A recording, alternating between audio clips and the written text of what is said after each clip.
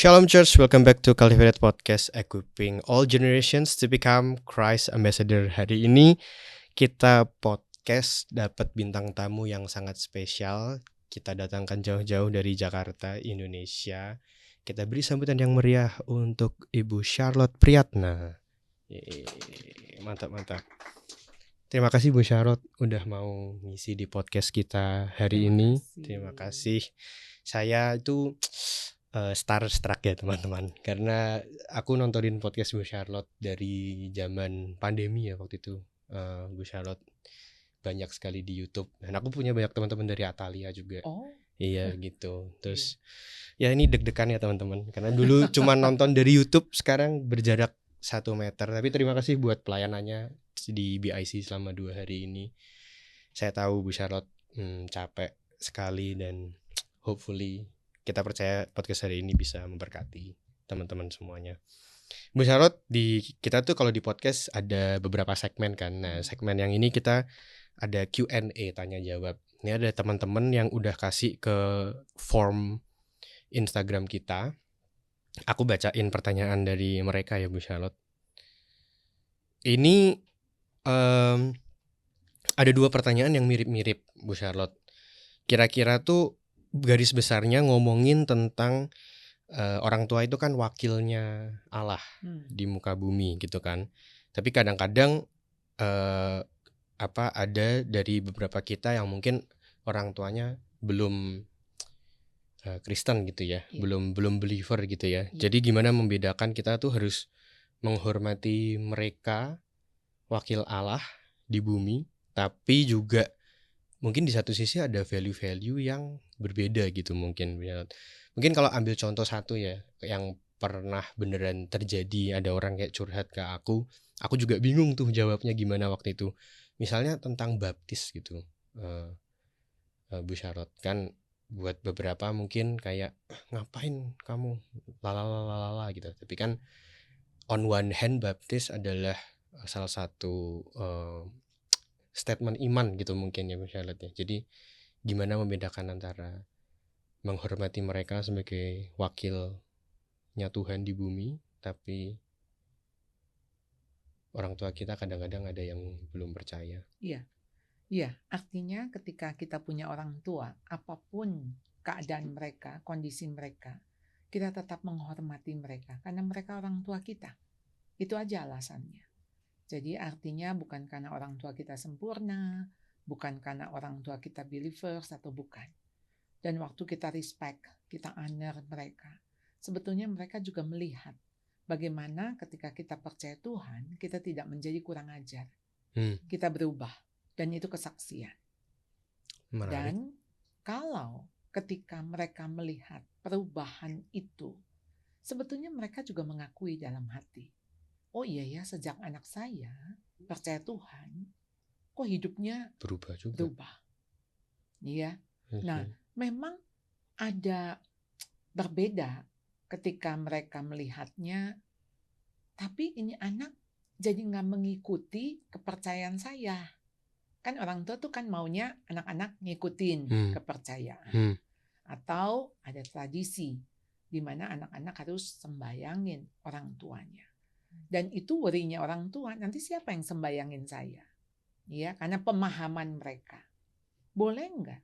Sebetulnya kita memahami mereka dulu, bahwa mereka khawatir. Dan katakan kepada orang tua, "Mah, jangan takut. Tentu selama mama masih hidup, saya ini akan berdoa, saya akan taat, saya akan menghormati. Ya, mama nggak akan kehilangan saya. Tapi ketika mama sudah tidak ada, dan ini yang saya berdoa supaya mama tahu, ada kehidupan yang kekal di surga nanti. Dan saya mau mama ada di dalam surga. Sama ketika saya percaya Tuhan Yesus, saya ada di dalam surga. Dan mama sudah tidak perlu didoakan lagi. Ya, ketika mama sudah di dalam surga, sudah di tempat yang aman. Dan ketika kita sharing seperti itu, sebetulnya ya tentu ada kemungkinan si mama jadi terbuka, ya, atau offended. Iya. Selama mereka keras begitu ya, masih mengeraskan hati, tentu kita bersabar. Ya, kita tidak frontal dengan semakin dilarang, kemudian kita semakin menunjukkan, ya saya benar, ya saya baptis aja, saya sengaja. Jangan. Ya, baptisan itu memang untuk menunjukkan bahwa sekarang saya sudah pengikut Kristus. Ya, baptisan itu lebih kepada baptisan yang terlihat, dilihat. Tapi ini kan kita sebetulnya mengalami baptisan Roh Kudus ya. Ketika kita percaya. Tuhan Yesus. Kita sudah dilahirkan kembali. Ya, toh kita ingat juga bagaimana dengan penjahat di sebelah Tuhan Yesus. Dia juga tidak mengalami baptisan air. Ya. Karena ya saat itu detik terakhir gitu ya, dia mengakhiri hidupnya tapi dia menyatakan imannya. Nah, jadi kita sebagai orang percaya, kita lakukan ya apa yang Tuhan kehendaki. Tentu di dalam iman percaya kita itu tidak boleh lagi kompromi. Ya, kalau ada hal-hal yang misalnya orang tuanya mengatakan, ya kamu pergilah, kamu ke dukun misalnya karena kita sakit ya. Saya ingat sekali ketika suami saya waktu itu orang tuanya belum percaya dan dia didiagnosa kanker. Orang tuanya bilang, ya kamu pergilah. Itu juga Romo ya yang bisa menyembuhkan. Tentu kita membaca bahwa dia begitu mengasihi sehingga dia mau pakai cara apapun asal sembuh gitu ya. Dan kemudian waktu itu calon suami saya dengan lantang mengatakan, saya punya Tuhan yang bisa melakukan apapun. Bahkan kalau dia mau saya sembuh, saya bisa sembuh. Tanpa lewat siapapun. Dan waktu dia mengatakan dengan tegas, orang tuanya terdiam. Tidak lagi memaksa. Tadinya coba untuk memberikan berbagai alternatif. Jadi yang dilihat oleh orang tua sebetulnya lebih kepada bukan soal kamu harus nurut saya, tapi kamu hormat nggak sama saya? Kamu respect nggak sama saya? Ya, menarik. Kalau ini bisa dirasakan oleh orang tua manapun, anaknya menghormati, respect dia as a parent. Saya kok yakin ya, orang tua juga nggak akan ngotot sampai bagaimana begitu ya. Ya akhirnya toh ya sudahlah, tapi kan dia sekarang jadi anak baik gitu ya. Kan kita mesti ngelihat tuh orang tua belum mengerti. Belum mengerti kebenaran ya. Jadi ayo kita nih yang sudah mengerti kebenaran. Ya, bagaimana kita minta hikmat sama Tuhan untuk apa yang harus saya lakukan supaya tidak menjadi batu sandungan bagi orang tua yang belum percaya. Terima kasih Bu Charlotte. Berarti apakah Bu Charlotte disagree dengan misalnya istilah white lie gitu? Oh iya. Misalnya kan saya mau bantuin orang tapi nggak dibolehin sama papa mama. Terus misalnya kita percayanya, tapi kan bantuin orang baik. Tapi di satu sisi berarti kan itu bohongin orang tua gitu. Nah, ketika bohongin dalam konteks kita bilang, enggak kok saya nggak ngebantuin. Nah, menurut saya itu tetap bohong. Karena kalau orang tuanya itu satu hari tahu betapa malah kecewanya. Iya. Tetap sih bunyinya kalau lie, ya lie. Ya, dusta adalah dusta. Cuman ketika ada sesuatu yang memang tidak perlu kita katakan, bukan bohong. Kita kan hidup kita ini bukan semua dibuka ya. Paham. Bukan semua dibuka gitu. Sekarang misalnya kita bantu orang, ya duitnya duit saya kok. Saya punya duit. Iya, memang saya kerja. Memang orang tua memberikan dukungan. Dan saya tentu bisa mengatakan ketika orang tua tanya, kamu tadi bantu orang itu ya? Itunya jangan bohong. Oh iya dong, saya Iya. harus mengatakan iya, tapi itu dari uang saya. I see. Ya, ya tentu orang tua akan bilang, oh, bodoh kamu, ngapain kamu bantu-bantu begitu ya? Itu pikul salib. Ya, itu bagian dari yang memang ketika kita melakukan sesuatu, orang tua tidak setuju, ya kita cuman bisa mengatakan, ya memang waktu itu saya tergerak, saya belas kasihan, ya. Sangat menjawab Bu Charlotte. Ya. Kita ke pertanyaan kedua ya Bu Charlotte. Ini menarik nih Bu Charlotte. Banyak. Kita ke relationship dikit boleh nggak Bu Charlotte? Boleh. Nah ini menarik nih Bu Charlotte karena banyak yang bertanya seperti ini. Ini permasalahan. Ini mungkin konteksnya masih pacaran Bu Charlotte. Iya. Jadi cocok sama orangnya, agak kurang cocok dengan calon mertuanya. Oke. Nah, di satu sisi katanya kan kalau kita nikah tuh kita menikahi juga keluarganya. Iya. Tapi di satu sisi kan kalau kita menikah itu kan sebenarnya kita udah bikin keluarga sendiri ya. Iya. Ibaratnya bikin aturan sendiri, bikin ini sendiri. Jadi kapan harus lanjut dan putus mungkin? Iya. Bahasanya. Iya, ketika masalahnya apakah orang itu cocok dengan saya, pertanyaannya apakah saya bisa mencocokkan diri saya dengan orang tua itu. Kadang tuh kita berpikir orang itu nggak cocok sama saya, karena saya punya standar. Masalahnya, kalau kita mengasihi calon istri kita begitu, atau calon suami kita, ya tentu kita akan melihat soal kecocokan itu yang artinya apakah saya bisa masuk nggak ke keluarga itu. Jadi bukan keluarga itu cocok nggak buat saya. Ini kalau mau di-cut nih. Ngerti nggak sih, paham nggak? Paham. Jadi gini nih, kasih saya contohnya aja. Nggak cocoknya kenapa? Keluarga tak terpandang, keluarga tak terpelajar, keluarga ini, atau si keluarga tidak menerima saya. Jadi nggak cocoknya di mana? Nggak disebutin sih tadi ya. Kasih aja contoh. Kan ini ada yang pernah nggak disetujuin? Ada yang nggak? Jangan gitu dong, ini udah nikah yang ini. Maksudnya gini, kan kita cocok dengan calon, tapi nggak cocok dengan keluarganya. Nah, waktu nggak cocok keluarganya nggak cocok sama saya, atau saya nggak cocok? Oh, kayaknya saya yang nggak cocok. Kalau saya nggak cocok, mohon maaf, itu soal kerendahan hati. Tinggal saya mencocokkan diri lah dengan keluarga itu. Kalau saya nggak bisa, jangan diterusin. Karena kalau diterusin, kita akan bilang gini, kamu hidup sama saya aja, tapi saya nggak mau hidup sama keluargamu. Dan itu egois. Berarti istilah sekalian menikahi keluarganya itu ada benernya. Artinya kita nggak bisa melepaskan pasangan kita itu tidak memiliki hubungan dengan keluarganya. Nanti kalau nggak cocok urusan, nanti keluarganya sakit, keluarganya butuh pertolongan, lalu kemudian kita bilang saya nggak peduli. Iya.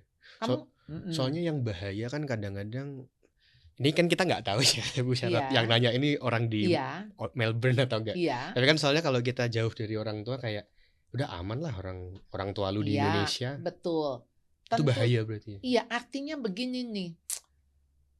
Bisa nggak kan kita nih menikah ya? Bukan berarti menikahi keluarganya, tentu tidak. Kita menikahi pasangan kita. Tapi kita harus lihat pasangan kita berasal, ada root, ada akar, yaitu dari keluarganya. Kalau engkau tidak menyukai keluarganya, satu saat ketika you melihat kelemahan, ya, ada hal-hal yang kok itu yang aku nggak suka, atau muncul, kan jadi bisa keluar. Ini kan, ya lo miripnya sama nyokap lo nih, gitu. Nah, gue nggak suka nyokap lo, jadi lo jangan mirip sama nyokap lo ya. Aduh, please deh. Jadi waktu kita mengasihi dia, pasti mengasihi seluruh keberadaannya. Keberadaan si calon pasangan itu dong. Artinya kita bisa nerima. Bisa nerima enggak? Itu yang saya katakan kepada anak saya. Saya bilang, seandainya kamu jatuh cinta sama wanita Ethiopia, saya cuma mau tanya, kamu bisa terima makanannya, kamu bisa terima budayanya, kamu bisa terima keluarganya. Kamu terima artinya kamu respect. Kalau kamu nggak bisa lakukan itu, jangan menikah. Jadi jangan kamu jadikan wanita Ethiopia ini sebagai wanita Indonesia gitu. Paham? Karena wanita Ethiopia ini kan punya latar belakang, ya, dan bagi saya sih nggak ada manusia yang nggak Tuhan ciptakan. Semua Tuhan ciptakan. Dan semua indah di mata Tuhan. Jadi kalau saya tanya nggak sukanya apa? Nggak cocoknya apa? Jadi apakah karena kita yang menetapkan standar, karena kita yang sebetulnya tinggi hati, ya, atau kita yang egois? Itu aja untuk refleksi ya. Mantap. Terima kasih Bu Charlotte. Bu Charlotte, ini agak di luar konteks sedikit ya. Iya. Ini mungkin nanti kita nggak tahu ini masuk atau enggak. Kayak tadi maksudnya kalau denger 2 hari kemarin Bu Charlotte sharing di depan kan, Bu Charlotte berarti juga ngasih apa namanya counseling ke orang gitu. Aku cuma penasaran aja sih, karena aku punya lumayan banyak teman social work yang kerjanya mungkin bukan fisikal, tapi mungkin bisa sama capeknya dengan teman-teman yang kerjanya fisikal, yaitu di sini kan. Iya. Kalau Bu Charlotte sendiri, cara nggak ngebawa cerita orang atau harus dibawa cerita orang itu? Gini ya. Cara healingnya Iya. Kita harus bisa tahu ada boundaries. Itu masalah dia atau masalah saya. Sehingga memang tentu saja ada saat-saat di mana saya bisa keikut gitu ya. Terbenam. Iya, terbenam di dalam kesedihan dia, apalagi sesuatu yang saya kenal orangnya atau misalnya masalahnya terlalu berat gitu ya. Ada saat-saat saya juga ikut bergumul, ya. Tapi saya tidak melihat itu sebagai beban yang wah sehingga saya reject. Saya cuma bilang, Tuhan terima kasih untuk saya bisa menjadi sama-sama pikul salib dia gitulah. Tapi sampai saat ini sih ya Tuhan menolong saya nggak sampai saya gila gitu kan, maksudnya sampai too much gitu ya, burden itu ya, sampai burn out gitu, masih bisa ikut menanggung, ya ikut memikul lah begitu. Walaupun tentu saya harus bagi-bagi gitu ya dengan kegiatan yang lain, dan saya menyadari saya itu bukan konselor yang artinya lewat satu pendidikan begitu ya, kemudian memiliki teknik khusus. Kok saya melihat ini sebagai sebuah perjalanan saya sama Tuhan. Lalu model saya ya model mendampingi. Jadi pendampingan. Jadi kadang-kadang saya mungkin cuma mendengarkan. Lalu kekuatan saya kan di teaching. Jadi saya mengajar. Dan nggak semua orang cocok dengan konseling model saya. Jadi kadang-kadang saya misalnya ngeliat bisulnya, ya kemudian saya minta izin dia untuk saya korek gitu. Ada yang teriak-teriak lah, marah-marah gitu. Cuman ya, karena saya juga bukan orang yang sabar ya. Jadi untuk bisa, ini kalau kamu berkali-kali datang ke saya lalu kamu nggak mau belajar, ya saya juga nyerah. Tapi ada saat-saat Tuhan antar ke saya ada orang yang sekali aja, wah selesai gitu ya. Itu juga mujizat tuh. Ya, ada beberapa couples yang Tuhan kirimkan, hanya sekali pertemuan selesai. Ada yang beberapa kali, ada yang tahunan. Ada yang dia begitu datang sekali udah kapok sama saya. Jadi memang beda-beda, ya. Tapi ya ini juga menjadi perjalanan saya. Kadang-kadang saya jadi belajar lewat ketika counseling ini, kadang-kadang kan saya judging juga. Tapi ya Tuhan Saya begini, orang konseling saya juga konseling sama Tuhan. Tuhan saya jawab apa ya? Tuhan ini bagaimana ya Tuhan gitu. Jadi ya saya nikmati sebagai bagian dari rekan kerjanya Tuhan. Begitu. Puji Tuhan. Terima kasih Bu Charlotte. Ini yang di sini aman kan? Nggak ada mau nanya apa-apa. Oke, siap. Thank you sekali lagi Bu Udah Charlotte. selesai? Udah. Oh. Tapi nanti ini. Apa? Yang ini beda segmen nanti. Oh iya. Oh ada lagi. Oh iya. Tapi sama Ko Fabian. Iya. Ini yang tadi 10 menit kamu bilang. Oh 10 menit aja kita setengah jam ya. Berapa? Oh 20 menit. Pas dong, 1 menit 1 pertanyaan. Iya. Kita inilah ya. Tutup ya, closing ya. Closing tapi sambil acting dulu.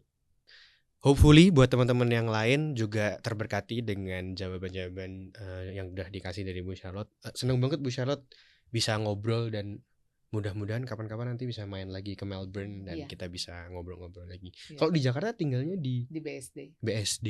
Iya. Siap, mantap. Ada Instagram juga Bu Charlotte? Ada Chaplain. Chaplain. Instagramnya namanya Chaplain. CHAPLAIN. Okay. Chaplain. Oke, bukan siap. Chaplin. Nanti boleh di follow Instagramnya Bu Charlotte. Iya. Oh itu udah. Itu Instagramnya Chaplain ya. Saya nggak punya Instagram pribadi, jadi saya nggak makan foto lalu atau saya foto sama siapa masuk nggak. Itu Chaplain Character and Parenting Learning Institute. I see. Itu mantap. Ininya. Itu yang isinya podcast yang I see. nancep. Siap. I see. Jadi nancep tuh nanya dan cerita tentang parenting. Oh. Sebelumnya saya kan ada Ask Pastor John Piper. Dia punya itunya kan Ask Pastor John.